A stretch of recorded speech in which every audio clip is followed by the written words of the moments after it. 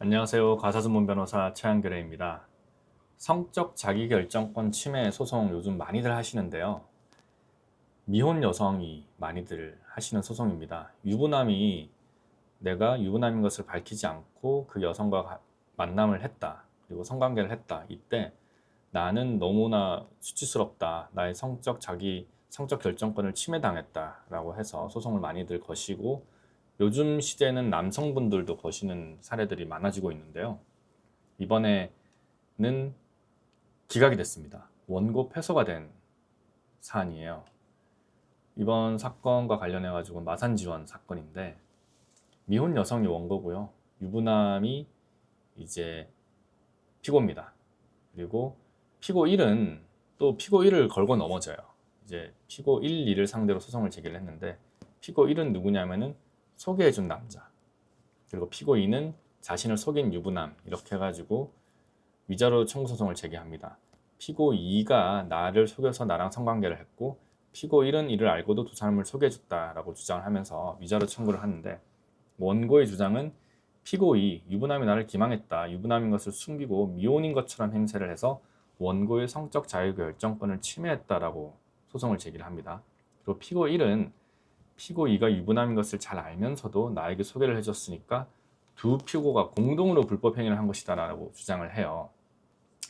1심 판단, 당연히 원고 패입니다. 패.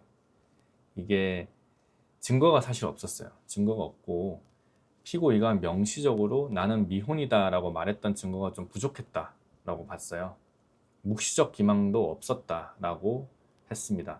묵시적 기망이라도 인정이 되려면은 피고 2가 나를 미혼으로 착각을 하고 있는 원고에게 어떤 사실을 계속 알리면서 유부남의 사실을 숨겨야 한다는 거거든요.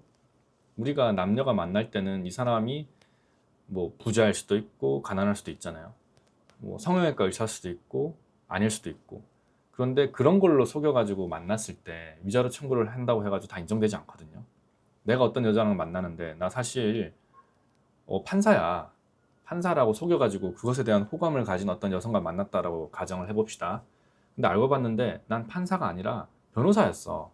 근데 그 여성은 와, 나 진짜 어이없네. 난 네가 변호사라 그랬으면은 나는 너랑 안 만났을 거야. 너랑 성관계를 하지 않았을 거야. 라고 소송을 제기를 하면서 이렇게 위자료 청구한다고 해가지고 인정이 안 되잖아요.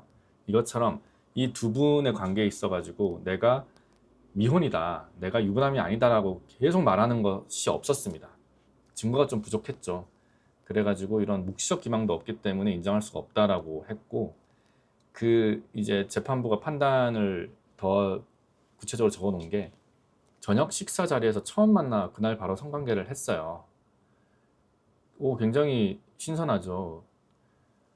요즘 젊은 분들은 그렇게 많이 한다라고 하던데 그날 바로 성관계 했는데 무슨 네가 유부남인 것을 알았으면 안 했고 유부남인 것을 몰랐으면 했고 뭐 이런 게 안 된다는 겁니다.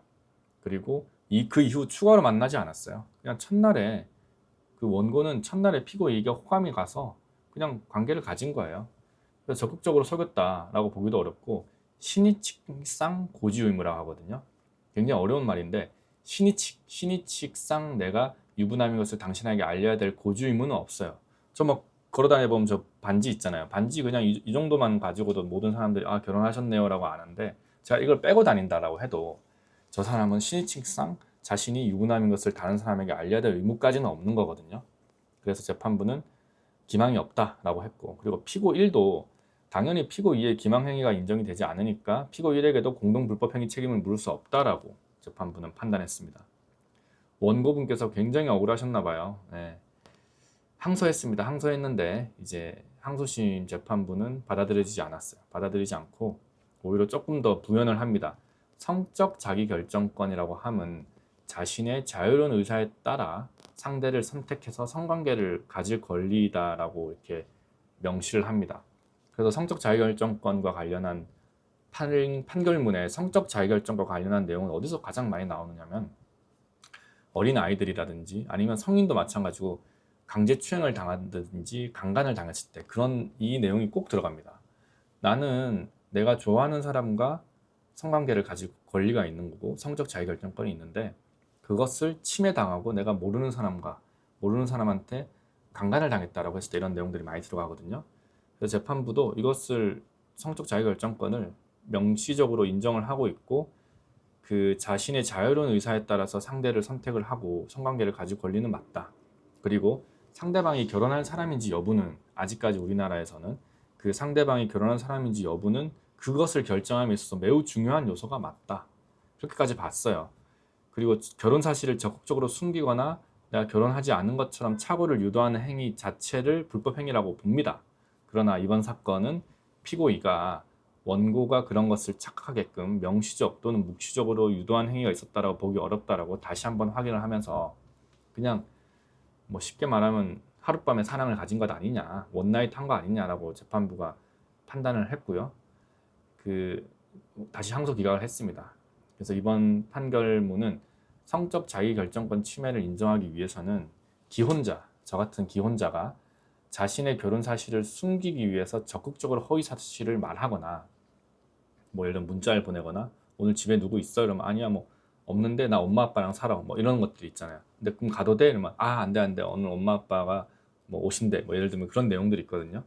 그런 적극적으로 허위 사실을 말하거나 상대방이 착각을 하도록 유도하는 그런 내용들이 있어야지만 인정되니까 여러분들 너무 억울하다 그래가지고 바로 소송을 걸면 패소할 위험이 있습니다. 언제든지 저에게 상담을 진행을 하시고 소송을 진행하시는 것을 저는 적극 추천드리겠습니다. 지금까지 가사전문 변호사 최한결이었습니다.